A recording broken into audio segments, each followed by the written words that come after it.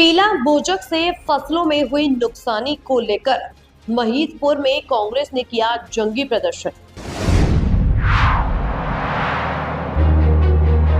Presenting by Padmavat media.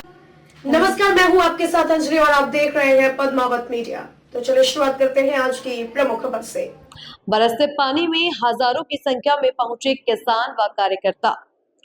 फसल बीमा, मुआवजा, बढ़ते बिजली बिल, सोयाबीन फसलों में पीला मोजक वायरस सहित अन्य मुद्दों को लेकर सोमवार को कांग्रेस ने पुराना बस स्टैंड पर धरना प्रदर्शन कर रैली के रूप में तहसील कार्यालय पहुंचकर एसडीएम को ज्ञापन सौंपा। ज्ञापन में चेतावनी दी कि समस्या हल नहीं हुई तो कांग्रेस द्वारा चरणबद्ध आंदोलन किया जाएगा।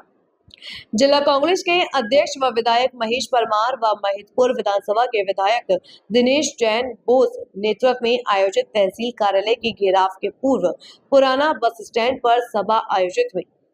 महिदपुर विधानसभा क्षेत्र के तहसील झारणा, तहसील महिदपुर, तहसील नागदा परिसीमन के गांव के हजारों किसानों की उपस्थिति में पुराना बस स्टैंड पर एक विशाल आम सभा में हजारों किसानों की उपस्थिति में मुआवजा राशि एवं बीमा राशि व गत वर्ष 2023 व 2024 की मुआवजा एवं बीमा राशि और मध्य प्रदेश विद्युत मंडल द्वारा उपभोक्ताओं के घर पर जबरदस्ती स्मार्ट मीटर लगाए जा रहे हैं। इनके विरोध में विशाल रैली निकालकर तहसील कार्यालय पहुंचे, जहां एसडीएम अजय हिंगे को ज्ञापन दिया गया और तुरंत मांगों को पूरा करने के लिए कहा गया।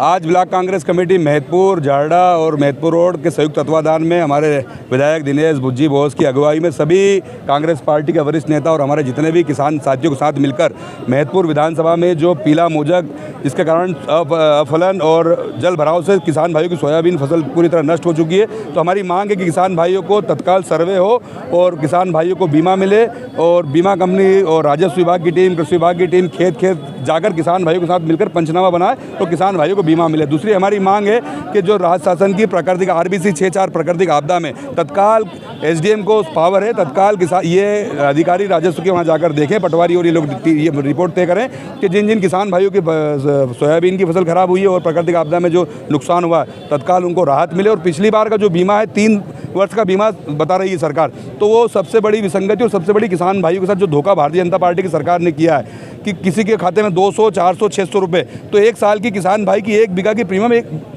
दोनों फसल की मिला के 400 होती है। तो किसान भाई के साथ ये भाजपा ने एक लूट की है, धोखा किया। तो ये भी हमारी मांग है कि कम से कम पंचायत स्तर पर, ग्राम पटवारी हल्का स्तर पर जो जिन किसान भाइयों का नाम है उस सूची में वो चस्पा करें कि किन किन भाइयों को कितना बीमा आया, क्योंकि ये बोलने में तो मुख्यमंत्री जी है, पूरी भाजपा सरकार बोल रही है, कृषि मंत्री शिवराज सिंह जी कह रहे हैं कि हमने इतना बीमा दिया। तो अगर आपने बीमा दिया तो फिर पटवारी हल्के में सूची क्यों चस्पा नहीं कर रहे हैं? सार्वजनिक करें कि किन किन भाइयों को कितना बीमा मिला, बड़े हुए बिजली के बिल हो और महिदपुर विधानसभा क्षेत्र की जो समस्या हो। सभी साथियों ने मिलकर आज ये ज्ञापन दिया है।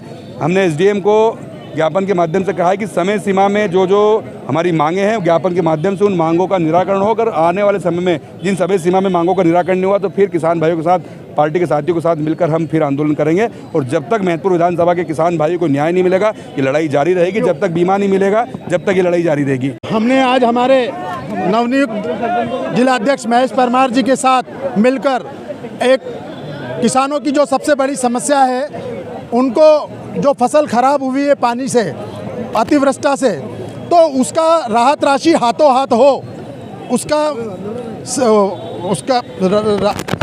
राहत राशि हमें हाथों हाथ मिले और उसका सर्वे भी हाथों हाथ हो। एक हमारी ये मांग थी।